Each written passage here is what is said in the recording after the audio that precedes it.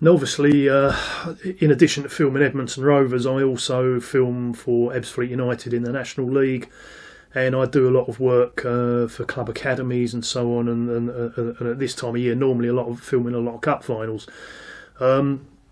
So obviously, I've had no work whatsoever during the last 3 months. So I've spent that time looking at the Edmonton Rovers website and updating the archive section on the website, which is 44 years worth of history. So I've gone through all the old scrapbooks and the match books and everything, and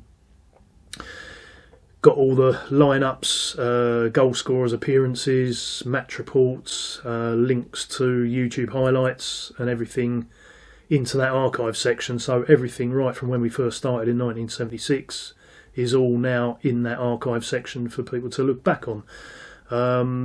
There's no other Sunday League teams really who have got a website that detailed, so this is something I really want to publicise. Along with the fact that we were the original YouTubers, we were the first Sunday League team to actually film our matches. 1979 was the first one I actually filmed using an old cine camera. You can find our video history in the videos section on our website, all about how I started filming the club. And in 1985, we were the first ones to get a shoulder-mounted old camera, and we walked up and down the touchline with it, filming all the banter on the touchline, just like SE Dons and all the others are doing now. But we did it way back in 1985. But of course, there was no YouTube in those days, so the only people that saw that footage were us ourselves on VHS tapes that we put into our VHS recorders and watched them in our own homes on TV. That footage I'm trying to retrieve, if I can, but they're all on old SVHS tapes that don't play back anymore, so I'm going to have to try and find some way of getting hold of that footage. We were also on Soccer AM regularly for 5 years during the 1990s. You've got Beatty's squad, Rising Ballers and SC Dons on there now. I don't actually watch it myself nowadays, but we were on there for 5 years during the 1990s. So again, something we were well ahead of all these other teams. We were on national radio for 2 years during the 1990s before our spell on Soccer AM, regularly speaking to Mariella Frostrup on BBC Radio 5, I think it was back in the days. That went on for 2 years. I've been filming all our matches properly for 30 years now, broadcast style, because I am a professional cameraman, so that's how I started. Every match has been on YouTube since 2009. That's 11 years ago we started putting matches on YouTube. Palmer started, I think, 5 years ago, and they were claiming to be the first Sunday team. They weren't, we were. So this is the sort of stuff I'm looking to publicise, and we need this because we need a sponsorship. We badly need sponsorship, because when we come back, our players are not going to be able to afford to pay their subs, because a lot of them will have, like me, been laid off work and will not have been getting much from the government as a replacement. And it's going to be hard times for the players.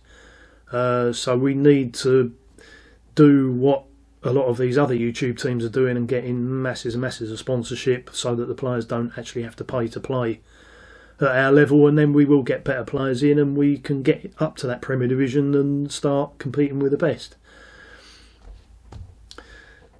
Finally, just to explain that the highlights I put of Edmonton Rovers matches on YouTube, some people have said, oh, why don't you go down the SE Dons route and film banter on a touchline and film the players turning up, do interviews with the players, all that type of stuff. But I have deliberately never done that. I've always aimed to present our matches in the same way that Sky Sports do in their 30-minute highlights programmes that they put on sort of 10 o'clock at night and all throughout the night of Premier League matches.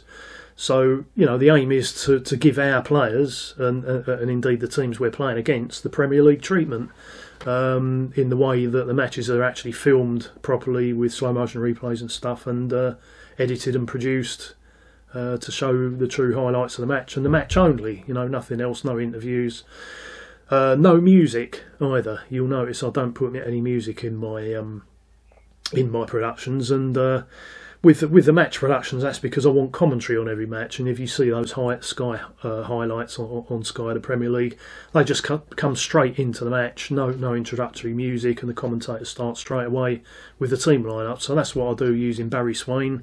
The excellent Barry Swain will be using again to do commentaries. But again, we need sponsorship because obviously Barry's a pro commentator and he will need paying. But to be fair, he's quite cheap, but I still can't afford it myself. So sponsorship will be good, and we can get commentary on every game again. As for filming the players, interviews, a bit about their lifestyle, the sort of stuff that all the other YouTube teams do. I'm looking to do that as separate clips, possibly not me actually filming it and doing the editing, because that's not what I actually specialise in, whereas younger people have been brought up doing that sort of thing at media studies and so on. So if I can get somebody younger in to do that sort of thing, then we will get them uploaded to my YouTube channel as well, and that will all tie in with publicising the club. So the thing is with the music, obviously at my age I don't like grime. Everyone else likes grime. Everyone else puts grime on their video productions. In fact, music is my other love, because I used to be a DJ and I used to work in a record department at a big retailer. You'll find me on Mixcloud under Lowell Hughes, Laughughes, Lowell Hughes, playing a mixture of 70s soul, funk, jazz, rare grooves. That's my type of music, so that's what I was brought up on back in the day. But we've also got 3 other players or ex-players that do music, so follow them as well. We've got A.O. Matthews, our current centre forward. He plays Afrobeats, grime and R&B, and you can find him at dj-matthews.com. We've also got Conor McGovern, our all-time record goal scorer. He plays melodic techno for a group called, or sort of company, I don't know what he calls them, but AERRVL, Arvel, I think that's pronounced. And he's known as Conor, spelt Konnr. So if you do searches for him on social media, you'll find that if you like melodic techno. And finally, George Bromfield.